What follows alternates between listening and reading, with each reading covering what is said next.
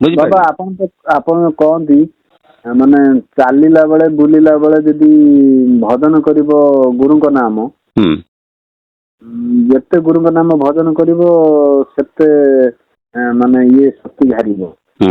ତାର କାରଣ ହଉଛି ଶୁଣ, ଚାଲିଲା ବସିଲା ବେଳେ ସେଇ ନିଶ୍ୱାସକୁ ତମେ ମନନ କରିବ। ନିଶ୍ୱାସକୁ ମନନ କରିବ ନା ଗୁରୁଙ୍କ ନାମକୁ ମନନ? ନାଇଁ, ସେ ଗୁରୁଙ୍କ ନାମକୁ ନିଶ୍ୱାସରେ ମନନ କରିବ। ହଁ ହଁ, ବୁଝିପାରିଲ? ସେ ସବୁ ତମେ କୁହାଯିବ। ନହେଲେ ଯଦି ଗୁରୁ କରିଛ ନା, ଆଜ୍ଞା, କାହାକୁ କରିଛ? ଠାକୁର ଅନୁକୂଳ ଚନ୍ଦ୍ର। ଅନୁକୂଳ ଚନ୍ଦ୍ର ଏଇ ଜିନିଷ ନାହିଁ, କାହିଁ ପଚାରୁଛ?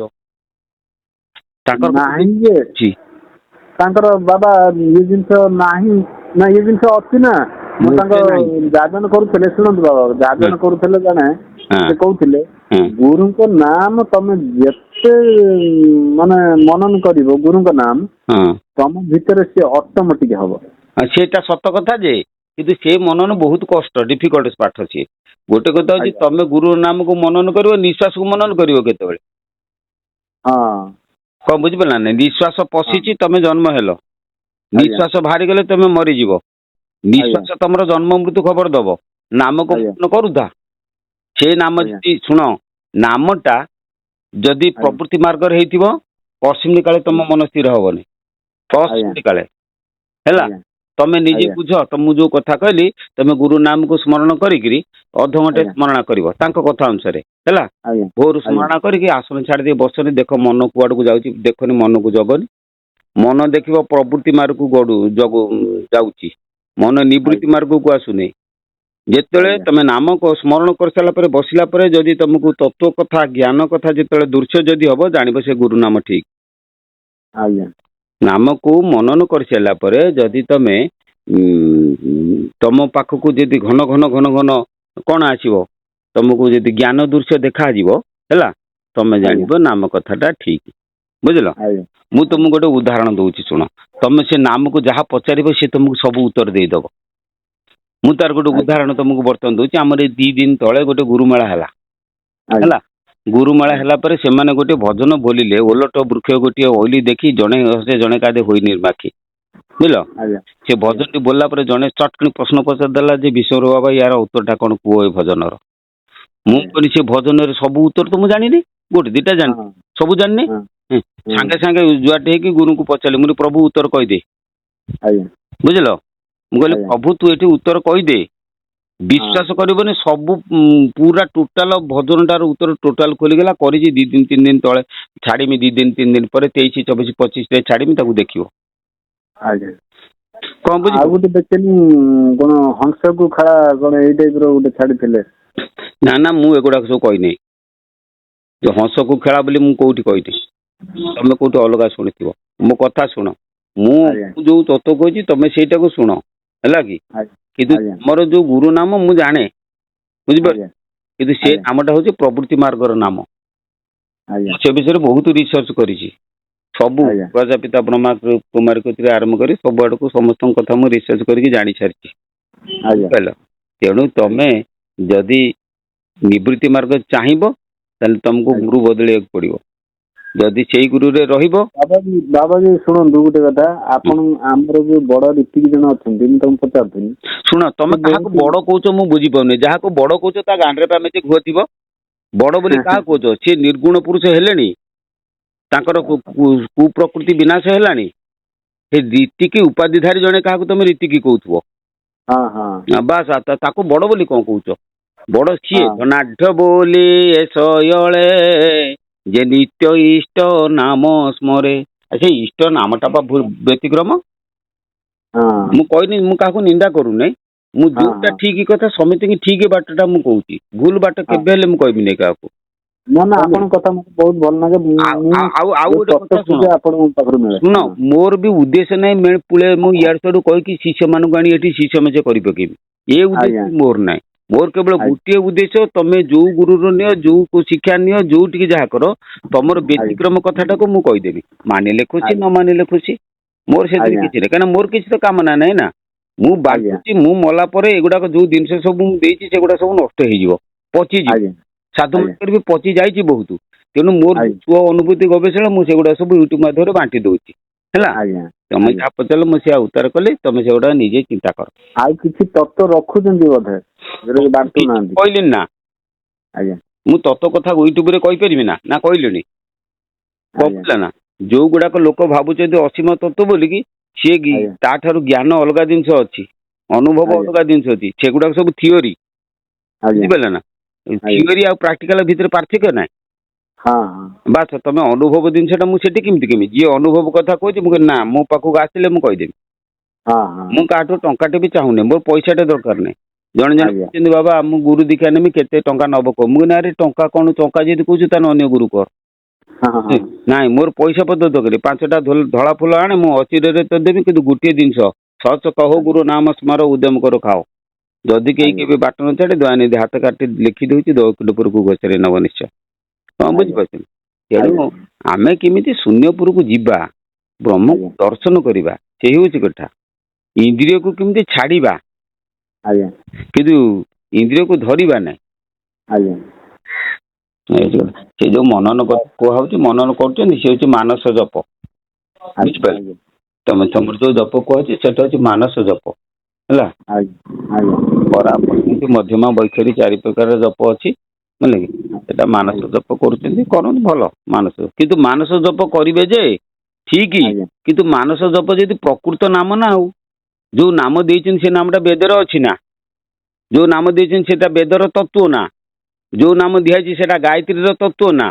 ଏ ତତ୍ତ୍ୱ ଯଦି ନ ହେଇଥିବ ସେ ନାମ ଠିକ ନୁହେଁ। କାରଣ ଯେ ଆମର ହଉଛି ଯେ ଯୋଉ ନାମକୁ ବ୍ରହ୍ମା ବଶିଷ୍ଠ ଧରିକିରି ବ୍ରହ୍ମର୍ଷି ହେଇଛନ୍ତି, ସେଇ ନାମ ସିନା ଗଲେ ଆମେ ବ୍ରହ୍ମକୁ ପାଇବା।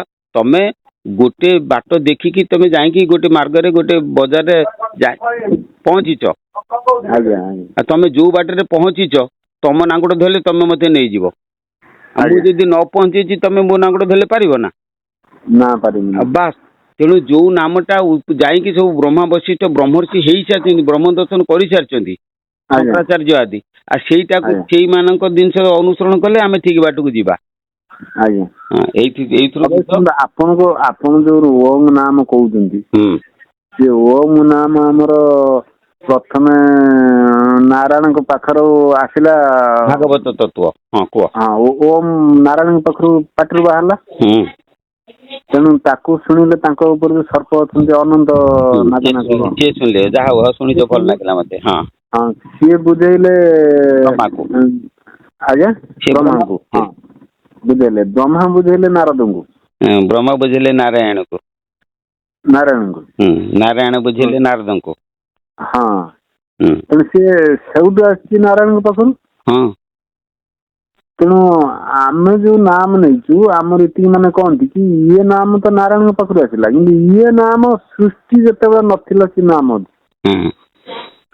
ମୁଁ ଶୁଣ ଲୋକମାନଙ୍କୁ ବହୁତ କଥା ବୁଝେଇ ସାରିଲେଣି, ତମର ସେ ସନ୍ଦେହ ଦୂର ହବ ଏଠିକି ଯେତେବେଳେ ଆସିବ। ହେଲା, ମୁଁ ତମକୁ ଗୋଟିଏ ଉଦାହରଣ ବର୍ତ୍ତମାନ ଦଉଛି। ଗୋଟିଏ ହୋମିଓପାଥି ଗୋଲି, ହେଲା, ପେଟ ରୋଗ ହଉଛି, ଡାକ୍ତର ତମକୁ ସେଇ ଗୋଲି ଦଉଛି ନା ନାଇଁ? କିନ୍ତୁ ମେଡିସିନ ଦଉଛି ଅଲଗା। ଦେଖିବାକୁ ସବୁ ଧୋବଲା, କିନ୍ତୁ ମେଡିସିନ ଦେଖିଲା ବେଳକୁ ଅଲଗା। ବାସ୍, ତମେ ଯାହା କହୁଛ ସେଇ ନାମ ନାରାୟଣଙ୍କ ଠାରୁ ଆସିଛି, ହେଲା କି? ଗୁରୁ ଦେଇଛନ୍ତି ମେଡିସିନ, ଯୋଉ ଗୁରୁ ଯୋଉ ମେଡିସିନ, ସେ ମେଡିସିନ ଦେଇ ସେ କାମ କରିବ। କଣ ବୁଝିପାରିଲେ ନା? ଏବେ ମୋ କଥାଟା ବୁଝିପାରିଲେ ନା? ମୁଁ ତମକୁ ଗୋଟେ ଛୋଟ ଗପ କହୁଛି, ଶୁଣ। ମତେ ଯଦି ଟାଇମ ଅଛି ଯଦି କୁହ, କହିମି। ଶୁଣ, ଜଣେ ସନ୍ନ୍ୟାସୀ ଥିଲେ। ସେ ସନ୍ନ୍ୟାସୀ ଯଦି ଥିଲେ, ସେ ନୂଆ ନୂଆ ସବୁ ସାଧନା କରୁଥିଲେ। ଯଦି ନୂଆ ନୂଆ ସାଧନା କରିଥିଲେ, ତାରି ଭିତରେ ସେ ଗୁଡାଏ ଶିଷ୍ୟ ବି କରି ପକେଇଛନ୍ତି। ଶିଷ୍ୟ କରି ପକେଇଛନ୍ତି। ଦିନକର ଘଟଣା, ସେ ବାବା କଣ କଲେ ନା, ଶିଷ୍ୟଙ୍କ ଘରକୁ ଯାଇକି ପହଞ୍ଚିଲେ। ସେ ସ୍ୱାମୀ 2 ଜଣ, ଗୋଟେ 2ଟା ଛୋଟ ଛୋଟ ଛୁଆ, ସ୍ୱାମୀ ସ୍ତ୍ରୀ 2 ଜଣ, ଆଉ କେହି ନାହାନ୍ତି ତାଙ୍କ ପରିବାରରେ। ବାବା ଯେମିତି ପହଞ୍ଚିଲେ, ସେଇଦିନ ତାଙ୍କ ସ୍ତ୍ରୀର ଋତୁଧର୍ମୀ ସିଏ ହେଇଛି। ଯଦି ହେଇଛି, ସେଇ ସ୍ତ୍ରୀ ତ ଅଛୁଆଁସ୍ତା ନା, ସିଏ କଣ ବାବାଙ୍କୁ ରୋଷେଇ କରି ଦେଇପାରିବ? ଦେଇପାରିବନି।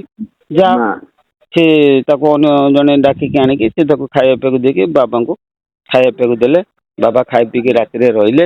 ରହି ସାରିଲା ପରେ ଗୋଟେ ଭଲ ସୁନ୍ଦରିଆ ଢାଳରେ ତାକୁ ଢାଳେ ପାଣି ଦେଲେ ପିଇବା ପାଇଁ। କାହାକୁ? ବାବାକୁ।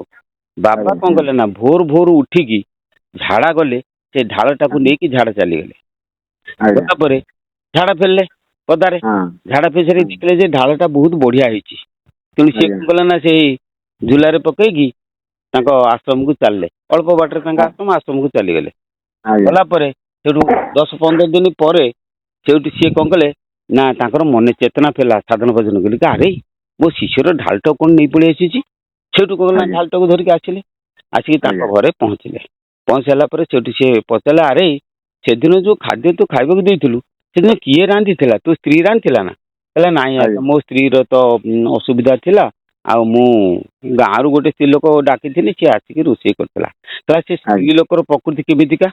କହିଲା ଆଜ୍ଞା ତାର ପ୍ରକୃତି କଣ ଟିକେ ଚୋରଣୀ ଦୋଷ ଅଛି ଆଉ। କହିଲା ସେଇଆ ଆଉ ତାର ଯେତେବେଳେ ଚୋରଣୀ ଦୋଷ ଅଛି ସିଏ ଯେତେବେଳେ ଅନ୍ନ ରୋଷେଇ କରି ଖାଇବାକୁ ଦେଲା ମୋର ସେଇ ପ୍ରବୃତ୍ତି ଜାଗ୍ରତ ହେଲା। କାହିଁକିନା ମୁଁ ସିଦ୍ଧି ଲାଭ କରିନାହିଁ ନା ନୂଆ ନୂଆ ସାଧନା କରୁଛି। ତେଣୁ ମୋ ଚିତ୍ତ ଯେତେବେଳେ ଶୋଧନ ହବା ଚିତ୍ତ ଯେତେବେଳେ ଶୁଦ୍ଧ ହେଲା ତା ପ୍ରକୃତି ମୋଠି ଜାଗ୍ରତ ହେଲା। ଯେମିତି ଜାଗ୍ରତ ହେଲା ମୁଁ ଢାଲଟାକୁ ନେଇଥିଲି ତୁ ଢାଲଟାକୁ ତୁ ନେ। ୟାର ଅର୍ଥ କହିବା ପାଇଁ ହେଉଛି ଯେତେବେଳେ ସାଧନା ଯେତେବେଳେ ଆମେ ନୂଆ ନୂଆ ଚିତ୍ତ ଶୋଧନ କରନ୍ତି ଚିତ୍ତରୁ ଯେତେବେଳେ ଅଳିଆ ଗୁଡାକ ସବୁ ସଫା କରନ୍ତି ସେତେବେଳେ ତମେ କାହା ସଂସ୍ପର୍ଶରେ ଆସିବନି। ଯାହା ସଂସ୍ପର୍ଶରେ ଆସିବ ତାଙ୍କ ପ୍ରକୃତି ତମଠି ପ୍ରତିଫଳନ ହବ। କଣ ବୁଝିପାରିଲେ ନା? ତେଣୁ ସେଇଭଳି ପ୍ରକାର କଥା ଯେ ଆମେ ଯାହାକୁ ଗୁରୁ କରିବା ହେଲା ଯେତେବେଳେ ଆମର ଚିତ୍ତ ଶୋଧନ ହେଇକା ଆସିବ ତାଙ୍କ ପ୍ରକୃତି ଆମଠି ପ୍ରତିଫଳନ ହବ। ତେଣୁ ସିଏ ଯଦି ବ୍ରହ୍ମର୍ଷି ହେଇଥିବେ ଆମକୁ ବ୍ରହ୍ମ ମାର୍ଗକୁ ନେବେ। ସିଏ ଯଦି ସଦ୍ଗୁରୁ ହେଇଥିବେ ଆମେ ଠିକ ମାର୍ଗକୁ ନେବେ। ସିଏ ଯଦି କାମନା ମାର୍ଗ ହେଇଥିବ ଆମେ କାମନା ମାର୍ଗକୁ ହିଁ ଆସିବା। ସିଏ ଯଦି ଚୋର ହେଇଥିବ ଆମର ଚୋରି କରିବାକୁ ମନ ହବ। ଗୋଟେ ଦୀକ୍ଷା ଅଛି ସେ ଦୀକ୍ଷାରେ ନାମଟାକୁ ତମେ ଯୋଉ ଦିନ ଗ୍ରହଣ କରିବ ପଣି ସାରିଲା ପରେ ତମର ଜ୍ଞାନ କଥା ଉଦୟ ହବନି। ତମର ଉଦୟ ହବ ଖାଲି ମୁଁ ଶିଷ୍ୟ ମାନେ ମିଶି ଉଣ୍ଡେଇମି ଆଉ ଅନୁଷ୍ଠାନ କରିବି ଖାଇବା ଏଇଟା କଣ ଏଇଟା ହଉଛି ପ୍ରବୃତ୍ତି ମାର୍ଗ ମନ୍ତ୍ର। ବୁଝିଲେ କି? ଗୋଟେ ମନ୍ତ୍ର ଅଛି ତମେ ନାମ ଜପ କରି ଚାଲିଲେ ତମର ଜ୍ଞାନ ଉଦୟ ହବନି। ତମର ଉଦୟ ହବ ମୁଁ ଯାଇ ଅମୁକ ଭାଇ ମାନଙ୍କୁ ସବୁ ଡାକିକି ଲୋକମାନଙ୍କୁ ବୁଝିକି ମେଞ୍ଚେ ଖଣ୍ଡେ ଶିଷ୍ୟ କରିକି ଆମ ଦଳରେ ମିଶିବି। ଏଇଟା ହଉଛି କାମନା ମନ୍ତ୍ର। ବୁଝିପାରିଲ ନା? ନିଶା ହଉଛି 2 ପ୍ରକାରର। କଣ? ଗୋଟେ ହଉଛି ଗଞ୍ଜେଇ ନିଶା ଗୋଟେ ହଉଛି ମଦ ନିଶା। ମଦ ନିଶାଟା ବସିଥିଲା ଲୋକକୁ ଉଠେଇଦବ। ହେ ଗାଳି ମାରିବି ଧାର୍ମି ଶାଳା ଏମିତି କରିବି ସେମିତି କରିବି କିଏ ମଦ ନିଶା। କିନ୍ତୁ ଗଞ୍ଜେଇ ନିଶାଟା କରିବ କଣ ହେ ସା ମରିଯାଆନ୍ତୁ ସବୁ ମୋର ବସିକି ଢୋଳଉଥିବ। ତେଣୁ ଗଞ୍ଜେଇ ନିଶାଟା ହଉଛି ନିବୃତ୍ତି ମାର୍ଗ ମନ୍ତ୍ର। ଆଉ ମଦ ନିଶାଟା ହେଲା ପ୍ରବୃତ୍ତି ମନ୍ତ୍ର। ତେଣୁ ପ୍ରବୃତ୍ତି ମାର୍ଗରେ ଯୋଉମାନେ ଯିବେ ସିଏ ତମକୁ ମନଟାକୁ ଚଞ୍ଚଳ କରିକି ଚାରିଆଡକୁ ଖେଳେଇବ ମନଟା। କିନ୍ତୁ ନିବୃତ୍ତି ମାର୍ଗରେ ତା ନୁହେଁ ସବୁଆଡୁ ପଳେଇ ଆସିକି ଗୋଟେ ଜାଗାରେ ମନ ଠୁଳ ହେଇଯିବ। କହିଲେ ଯଦି ମୋ ଅନୁଭୂତିଟା କହିଲି ତମକୁ ବୁଝିପାରିଲ? ଶୁଣିଲ ବହୁତ ଭଲ ଲାଗିଲା। ହଉ କେତେବେଳେ ଆସ ବସିଲେ। ପ୍ରଣାମ।